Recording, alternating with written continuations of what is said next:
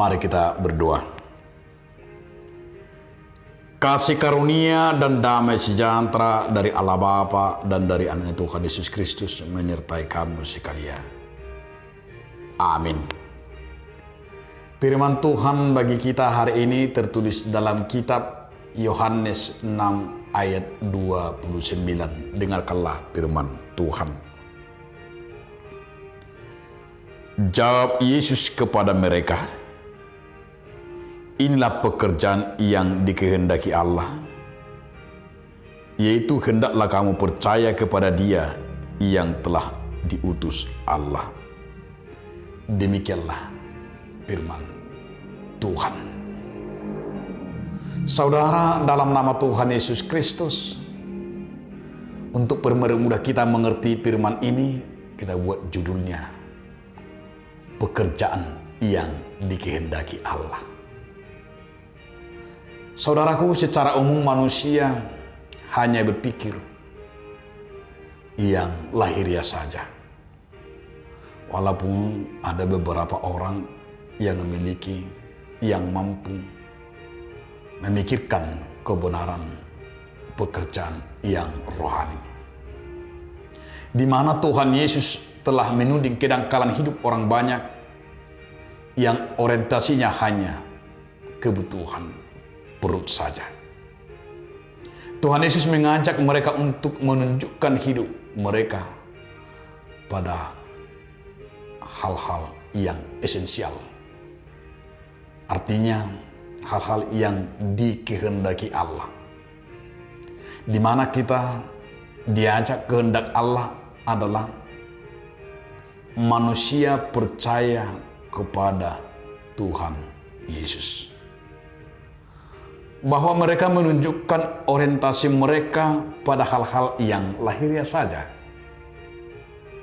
Mereka menuntut tanda, termasuk roti, seperti yang Musa berikan kepada nenek moyang mereka di padang gurun. Ajakan Tuhan Yesus sebenarnya kepada murid-muridnya dan kepada orang banyak, yaitu memikirkan hal-hal yang baik, yang sangat kita prioritaskan dalam hidup ini. Tuhan ingin kita setia kepadanya. Tuhan ingin jangan sampai melupakan kebaikannya.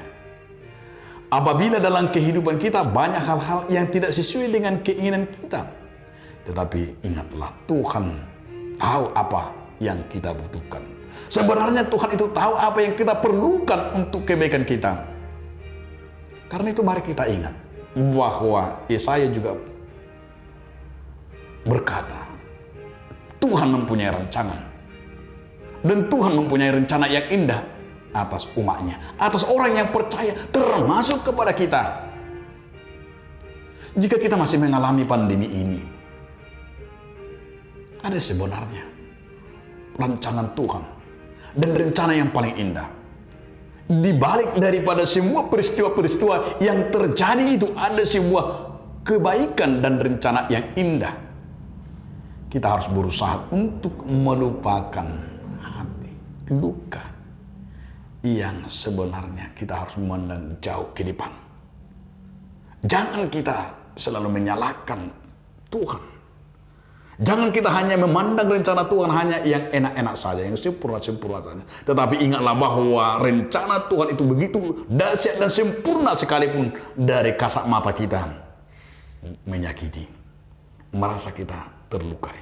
Tetapi ada yang sungguh disediakan bahwa kita diberikan kekuatan melewati.